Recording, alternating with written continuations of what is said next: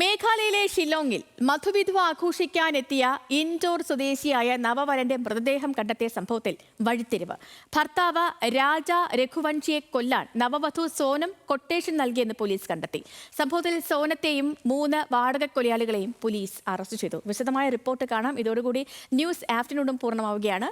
ഇനി റിപ്പോർട്ടിന് ശേഷം ground zero. കഴിഞ്ഞ മെയ് 11-നായിരുന്നു രഘുവംശിയും സോനവും വിവാഹിതരായത്. ഹണിമൂൺ ആഘോഷിക്കാൻ യാത്ര തിരിച്ച ഇരുവരും മെയ് 23-നാണ് ഷില്ലോങ്ങിലെത്തുന്നത്.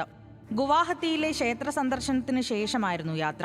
മേഘാലയയിലെ ഷില്ലോങ്ങിലെത്തിയതിന് പിന്നാലെ അമ്മയെ വിളിച്ച രാജ ഭക്ഷണം കഴിച്ച ശേഷം യാത്ര തുടരുകയാണെന്ന് അറിയിച്ചു. എന്നാൽ പിന്നീട് ഇരുവരെയും ഫോണിൽ വിളിച്ചിട്ട് കിട്ടിയില്ല. സ്വിച്ച്ഡ് ഓഫ് എന്ന സന്ദേശമാണ് ലഭിച്ചത്. നെറ്റ്വർക്കിന്റെ തകരാറ് മൂലമായിരിക്കാം ഫോണിൽ ലഭിക്കാത്തത് എന്നായിരുന്നു വീട്ടുകാർ ആദ്യം കരുതിയത്.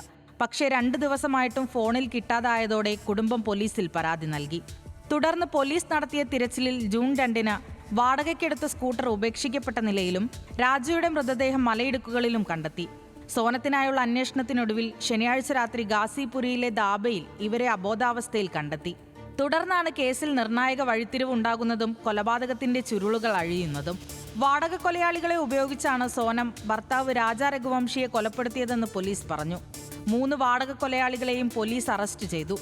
വടിവാൾ ഉപയോഗിച്ചാണ് രാജയെ കൊലപ്പെടുത്തിയത്.